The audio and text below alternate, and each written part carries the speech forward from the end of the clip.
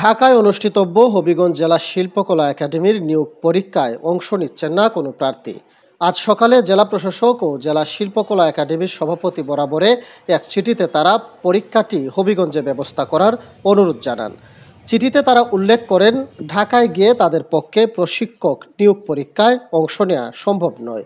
সেটি যেমন কষ্টসাধ্য, তেমনি আর্থিকভাবেও ক্ষতিগ্রস্ত হবেন তারা। এ অবস্থায় ঢাকায় নিয়োগ পরীক্ষা বাতিলের অনুরোধ জানিয়েছেন।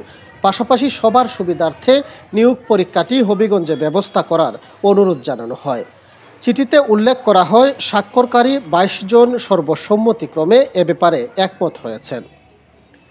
জাতীয়তাবাদী সামাজিক সাংস্কৃতিক সংস্থা জাসাসের নেতৃত্বে হবিগঞ্জ জেলা শিল্প সমাজের দাবির পরিপ্রেক্ষিতে গত 30 জুন জেলা শিল্পকলা একাডেমিতে প্রশিক্ষক হিসেবে কর্মরতদের চুক্তি নবায়ন করেনি কর্তৃপক্ষ। সেই সাথে 1 জুলাই থেকে অনির্দিষ্টকালের জন্য বন্ধ ঘোষণা করা হয় সকল প্রশিক্ষণ কার্যক্রম। পরে 28 জুলাই 10 পদে নিয়োগ বিজ্ঞপ্তি দেয় জেলা শিল্পকলা একাডেমি।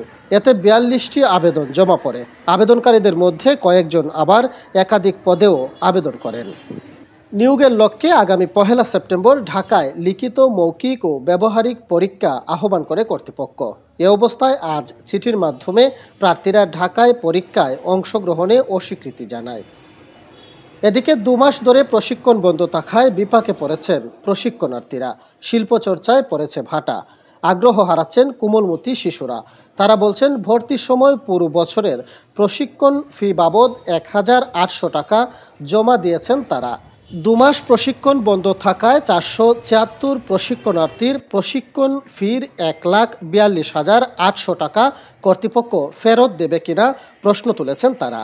এ ব্যাপারে জেলা কালচারাল অফিসার জ্যোতি সিনহা জানান, নিয়োগ পরীক্ষায় প্রার্থীদের অংশগ্রহণ না করার বিষয়ে তিনি অবগত নন, কোনো নির্দেশনাও পাননি।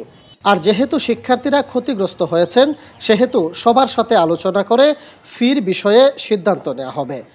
দ্রুততম সময়ে সকল সংকট কাটিয়ে যোগ্য প্রশিক্ষক নিয়োগের মাধ্যমে কার্যক্রম চালু এবং বন্ধ সময়ের প্রশিক্ষণ ফি ফেরত দেওয়ার দাবি জানান সচেতন মহল।